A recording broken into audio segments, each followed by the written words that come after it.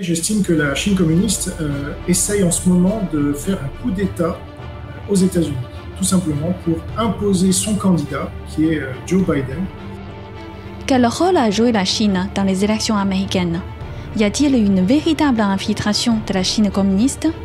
Jean Robin, journaliste indépendant, nous livre ses analyses après 9 mois d'enquête sur l'infiltration du Parti communiste chinois à tous les niveaux de la société française.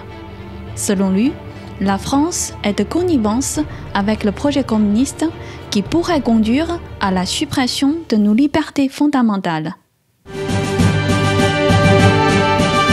Est-ce que tout d'abord, vous pourrez, s'il vous plaît, vous présenter? Oui, bien sûr. Merci à NTD France de m'offrir cette liberté d'expression. Donc, je suis journaliste indépendant depuis une quinzaine d'années environ. J'écris des livres, j'en ai écrit une quarantaine depuis 20 ans, notamment contre la gauche et le marxisme et le communisme. Donc, tout d'abord, nous allons commencer par un sujet d'actualité, les élections aux États-Unis. D'après vous, quel rôle a joué la Chine dans cette élection?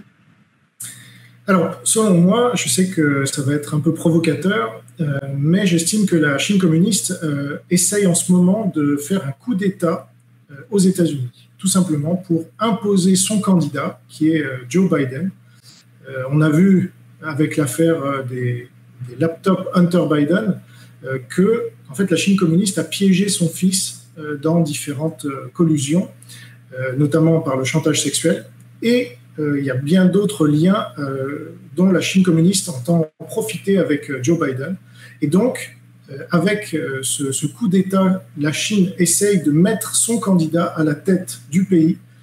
Et comme ça, elle pourra conquérir les États-Unis bien plus facilement qu'avec son armée. Donc ça, c'est Sun Tzu, et c'est aussi la guerre hors limite qu'ont théorisé 2 colonels de l'armée de l'air chinois dans leur livre « La guerre hors limite » que j'ai bien étudié.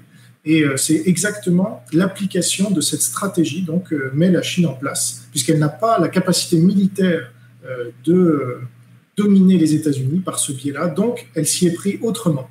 Et donc on apprend très récemment que le système Dominion, par exemple, est géré apparemment depuis le Venezuela et aussi la Chine. Et donc, par ce biais-là et bien d'autres biais, on a vu toutes les émeutes qui étaient notamment motivées par George Soros et la Chine communiste, eh bien, le Front uni essaye de déstabiliser la première puissance mondiale. C'est un coup d'État médiatique, donc un coup d'État politique qui est tenté par Joe Biden et sa famille, qui sont des corrompus, comme les démocrates d'ailleurs. Donc, ils utilisent la fraude, ils utilisent la violence, ils utilisent les médias, les réseaux sociaux pour empêcher la démocratie américaine de renouveler le mandat de son président, qui est Donald Trump, et qui est élu largement avec plus de voix qu'aucun président des États-Unis n'a jamais reçu, en tout cas républicain, avec plus de 72 millions de voix, c'est du jamais vu. Eh bien, avec ces histoires de fraude électorale, le parti démocrate, donc le parti de la Chine communiste, réussit au premier abord à avoir plus de voix. Mais là, heureusement, la Chine ne va pas réussir, la Chine communiste ne va pas réussir, puisque Trump n'a pas concédé, et il va y avoir donc ces procès qui vont lui donner victoire, puisque ça peut monter jusqu'à la Cour suprême, et c'est évidemment encore une démocratie, donc ils vont trancher en faveur des votants, des gens qui ont réellement voté, et non pas des gens morts qui auraient voté. Par exemple, on en a trouvé 10 000 dans le Michigan, ou des gens qui n'existent pas, ou des votes qui auraient été inversés. Donc, je suis confiant, et j'annonce depuis longtemps que Trump est réélu. Maintenant, c'est une question de jours ou de semaines. La semaine dernière, 13 novembre, le président Trump a décidé d'interdire aux Américains d'investir aux entreprises chinoises liées à l'armée. Quel est votre avis?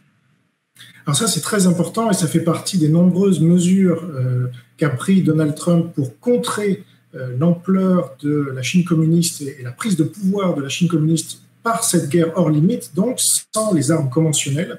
Ils se servent de tous leurs moyens à disposition. On l'a vu avec la pandémie, qui a vraiment été le gros déclencheur, mais avant cela, ils se servaient de l'espionnage. Et donc, il y a cette histoire de Ant Group qui a essayé de faire une mise en bourse. Alors, ça s'est annulé. On ne sait pas trop si Trump y est pour quelque chose. En tout cas, c'est une très bonne chose qu'il ait empêché ce que vous avez expliqué, parce qu'il est impossible et impensable que de l'argent des Américains permette de financer, franchement, l'armée chinoise. Enfin, mais c'est comme ça que fonctionne l'armée chinoise et la Chine en général. On sait par exemple que l'agence, je crois que c'est vous qui l'avez révélé, que l'agence française de développement était financée par la Chine. Donc on en arrive à des folies, mais la Chine communiste est très maligne, on va dire, au sens du malin, parce que moi je suis chrétien, et donc ils vont se servir de tous les moyens possibles et imaginables pour prendre le pouvoir sans tirer un seul missile, et à la manière de Sun Tzu.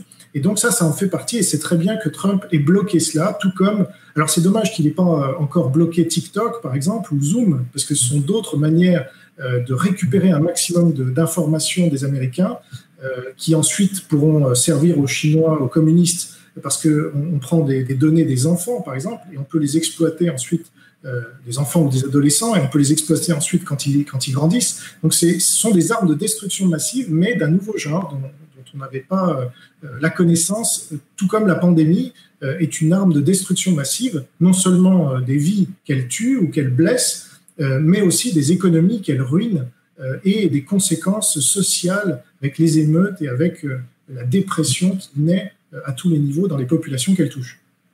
Monsieur Trump, il a bien pris conscience la menace du Parti communiste chinois pour les États-Unis. Et quelle est la situation en France?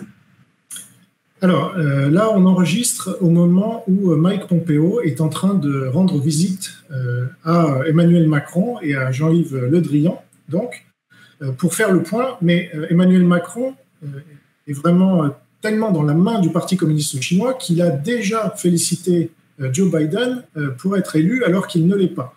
Tout comme la Chine communiste a félicité Joe Biden, donc ça ne trompe pas.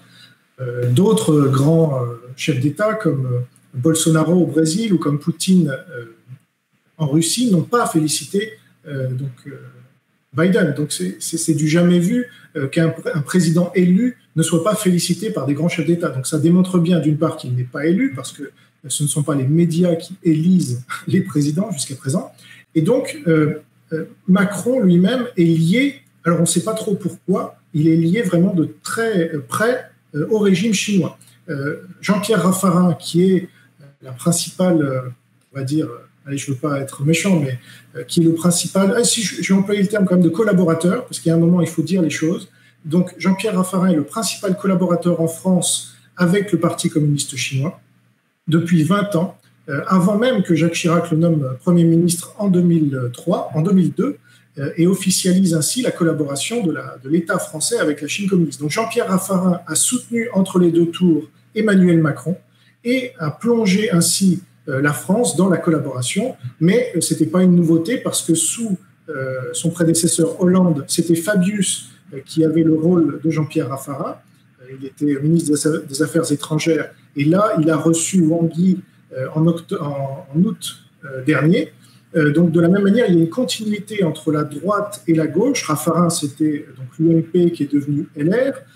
L'UMP a signé un accord, ça c'est très peu su, mais c'est fondamental, à savoir pour la collaboration de la France avec le Parti communiste chinois. L'UMP a signé un accord en 2009 avec le Parti communiste chinois. Et à tel point que Libération qualifiait l'UMP à l'époque de petit frère du Parti communiste chinois. Donc l'UMP est devenu LR est vraiment le parti de la collaboration ultra, je dirais, avec le Parti communiste chinois, avec Raffarin comme maître de cérémonie. À gauche, vous aviez Fabius qui joue à peu près le même rôle, depuis moins longtemps, mais quand même depuis 10 ans, et qui a signé tous les traités bilatéraux avec la Chine communiste qu'il a pu pendant qu'il était ministre des Affaires étrangères. Depuis, il est président du Conseil constitutionnel, mais il se permet quand même de recevoir Wang Yi, ministre des Affaires étrangères. On ne sait pas trop pourquoi, sauf que voilà, parce qu'il y a des liens très forts entre les deux pays. Et moi, j'ai fait des dizaines et des dizaines de vidéos qui démontrent qu'à peu près tous les membres du gouvernement actuel soit font partie d'un club d'influence directement géré par le Parti communiste chinois, Il y a la France-China Foundation qui est le plus connu, mais il y a aussi le Paris-Shanghai Club qui est très influent. Vous avez le comité France-Chine qui regroupe les 3/4 du CAC 40, plus de grandes ETI, et qui roule pour la Chine. Et puis, vous avez d'autres clubs plus... mais il y a la Fondation France-Chine, qui n'est pas à confondre avec la France-China Foundation, dans laquelle vous avez Dominique Strauss-Kahn en président d'honneur, s'il vous plaît, Philippe Douste-Blazy et quelques autres. Donc, quand vous ajoutez tout cela, vous voyez que tous les ministres, par exemple Olivier Véran, qui a un rôle vraiment clé dans la gestion de cette pandémie, il est arrivé au pouvoir en tant que ministre de la Santé. Il a été nommé peu de temps après avoir été Young Leader de la France-China Foundation. C'est comme ça que ça s'est passé. Sa compagne, Coralie Dubost, est elle aussi Young Leader de la France-China Foundation. Elle est aussi membre du groupe d'amitié France-Chine à l'Assemblée nationale. Elle a fait des visites en Chine officielles. Donc tout ça, ça correspond, si vous voulez, à un système de collaboration que j'ai étudié en profondeur et qui touche à peu près tous les domaines. Ça va du niveau local. Vous avez interviewé récemment un sénateur, M. Gatti-Rollin, je crois, qui est un sénateur qui a dénoncé notamment le système des jumelages avec la Chine communiste qui permet de faire des échanges, sauf que ce n'est pas les jumelages habituels, c'est l'infiltration et l'espionnage avec la Chine communiste. Donc ça part du niveau local, là c'est plutôt la gauche qui est active, mais aussi LR. Et puis après, vous montez au niveau national avec le gouvernement, avec la collaboration au niveau technologique, évidemment, les transferts de technologie, au niveau aéronautique, au niveau ferroviaire, au niveau légal, puisque on a beaucoup de juristes, que ce soit des notaires ou que ce soit des avocats, qui ont aidé le Parti communiste chinois à rédiger le code civil chinois qui sera mis en place en janvier prochain. Donc ça touche à peu près tous les niveaux. Vous avez Frédérique Vidal, par exemple, la ministre de l'Enseignement supérieur et de la Recherche, qui est allée 4 fois en Chine en 4 ans, parce que l'enseignement supérieur est clé pour les communistes chinois, parce qu'ils cherchent à espionner, à avoir un maximum de technologie par ce biais-là. Donc, la France est vraiment une aide. Je crois que c'est un des pays qui collabore le plus avec la Chine communiste au niveau mondial, et depuis le plus longtemps.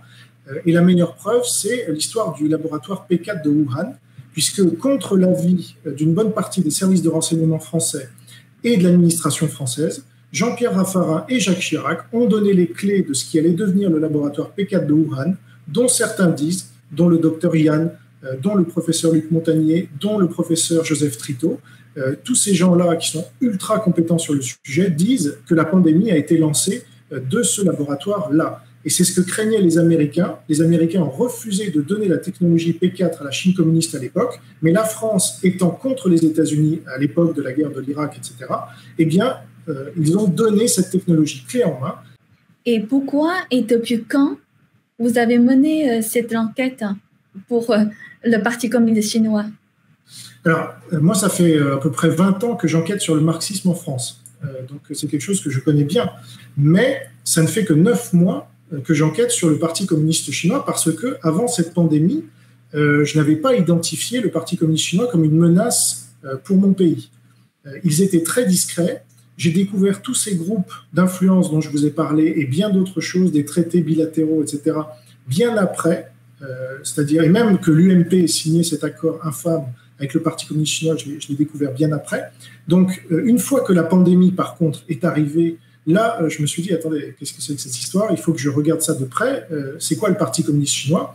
Et j'ai commencé à m'informer sur NTD, sur War Room Pandemic en anglais, mais sur NTD en anglais aussi, en français et en anglais, sur Epoch Times. Et en suivant tous ces médias que je découvrais, parce que je ne vous connaissais pas avant, j'ai pu mieux comprendre ce qu'était réellement le Parti communiste chinois, et que là, il était passé à l'étape suivante, c'est-à-dire un peu comme Hitler, parce que je compare vraiment le Parti communiste chinois avec l'Allemagne nazie. Hein, aujourd'hui, c'est vraiment très comparable.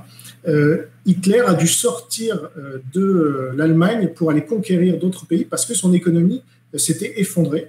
La Chine communiste est au même stade. Son économie s'est effondrée en 2019 et depuis plusieurs années, quoi qu'elle en dise. Et donc, il fallait aller chercher des relais de croissance à l'extérieur. C'est ce qu'ils ont fait avec cette pandémie, très intelligemment, je dois dire, mais d'une manière horrible, puisque ça a tué des millions de gens et ça a ruiné des économies. Donc, moi, je les accuse directement d'être responsables de la pandémie et de ses conséquences. Il y a absolument toutes les preuves. Alors, je suis un peu seul à le dire aujourd'hui. Il n'y a aucun politique qui n'ose le dire, quasiment aucun journaliste, aucun intellectuel, alors qu'en Allemagne, il y a quand même Bild qui les a accusés dès le mois d'avril. Et en Angleterre, vous avez Daily Mail qui les a accusés aussi en leur demandant des comptes financiers. En France, je suis le seul aujourd'hui à leur demander des comptes. Alors, on sait que la Chine communiste a fait taire les lanceurs d'alerte, comme Li Wenliang. Elle a empêché les enquêtes internationales demandées par 116 pays, à la demande de l'Australie et de 116 pays. Elle a effacé les preuves, elle a détruit le marché de Wuhan, d'où c'était venu, soi-disant, etc., etc. Donc, on n'a pas besoin de la thèse du laboratoire pour savoir que la Chine communiste est responsable.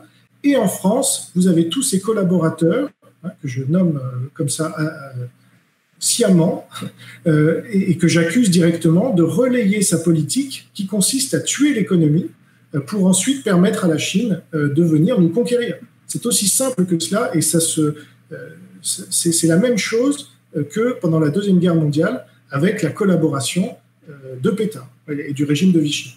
Est-ce qu'on a des exemples concrets, c'est-à-dire les dangers qu'ils présentent pour la France, quel que soit côté de liberté, ou côté économie, ou côté l'éducation, quel danger concret qu'ils présentent pour les peuples français? Alors, le problème avec les Français, c'est que c'est pas d'aujourd'hui qu'ils sont communistes, en fait. En tout cas, la France est devenue communiste. Ça fait malheureusement, depuis Robespierre, qu'on est parmi les premiers à avoir lancé cette mode de couper les têtes, vous voyez, quand on n'était pas d'accord avec nous, c'est-à-dire il faut l'égalité. Donc, malheureusement, les Français sont habitués à ce que leurs libertés fondamentales disparaissent les unes après les autres. Et ils se sont habitués, comme la grenouille qu'on porte à ébullition, selon l'expression consacrée. Donc aujourd'hui, on leur enlève encore plus de liberté qu'avant, c'est-à-dire qu'avec cette pandémie et la dictature sanitaire et économique, avec des mesures vraiment liberticides dans tous les sens, on leur enlève encore plus de liberté, notamment aux petits entrepreneurs, aux commerçants, c'est-à-dire à ceux qui ne dépendent pas de l'État pour vivre. Donc là, c'est vraiment le projet communiste qui se met en place.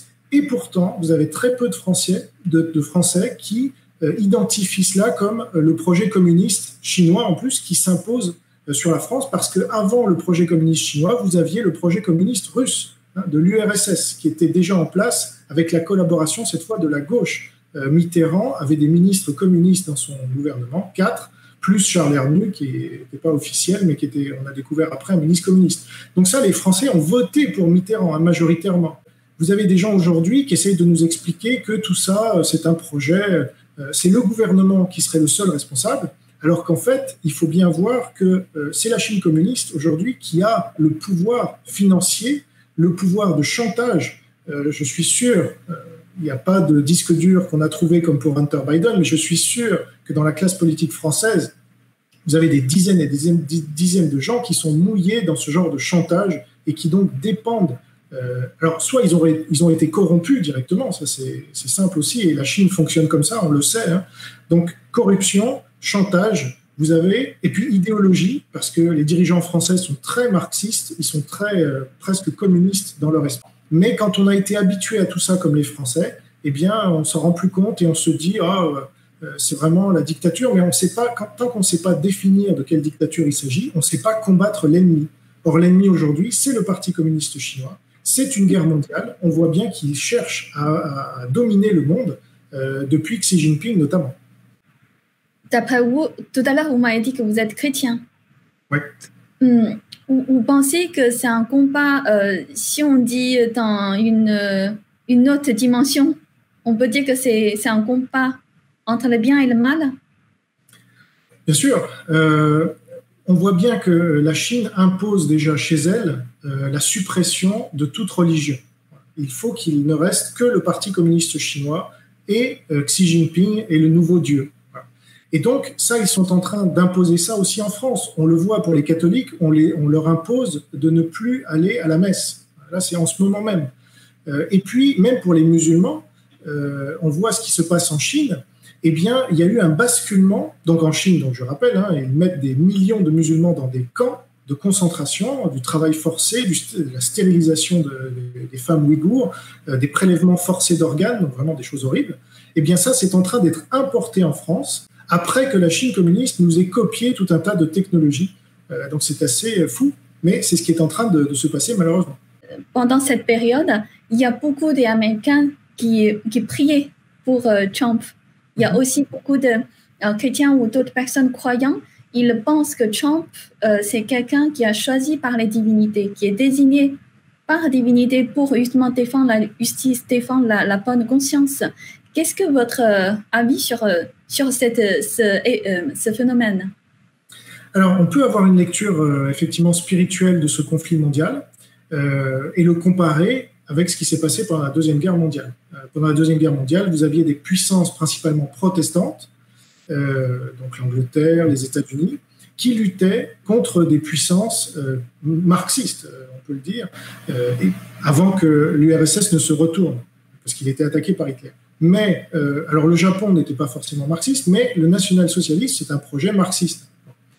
Aujourd'hui, nous avons à peu près la même grille de lecture, avec les États-Unis, qui est un peu le dernier pays protestant de façon majoritaire. Trump lui-même est protestant, moi-même je suis protestant. En Europe, vous avez le pays qui résiste le plus à la Chine communiste, c'est la Suède. Donc c'est un pays historiquement protestant aussi, plutôt luthérien. C'est les seuls à avoir viré Huawei, à avoir viré les instituts Confucius et à ne pas avoir fait le confinement. D'accord ? Donc ça, c'est un cas unique dans toute l'Europe.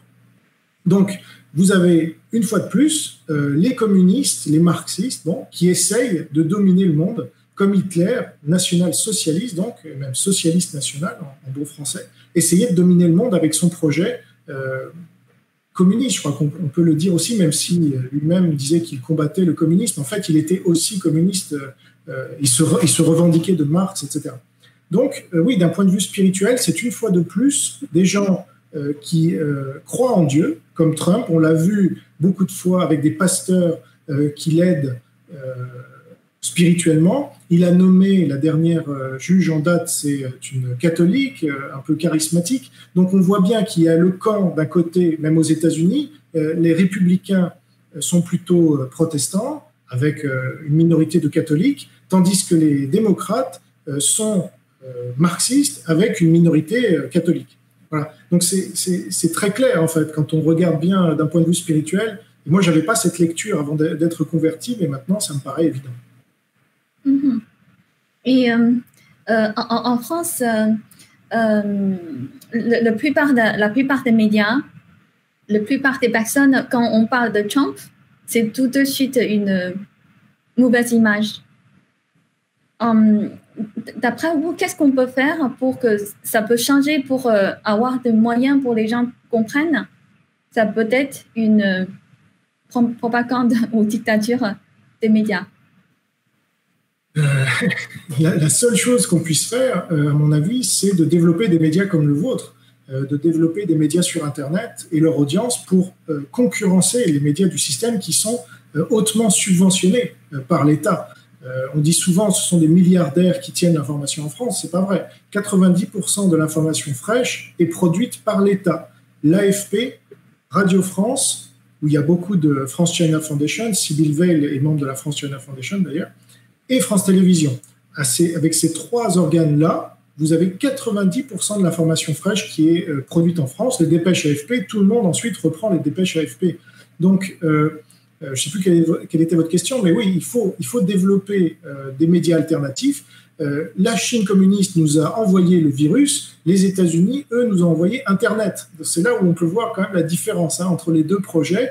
Il y a un projet qui nous envoie la mort, la destruction, la maladie, etc. Et puis l'autre, ça c'est la Chine communiste, c'est le communisme en général.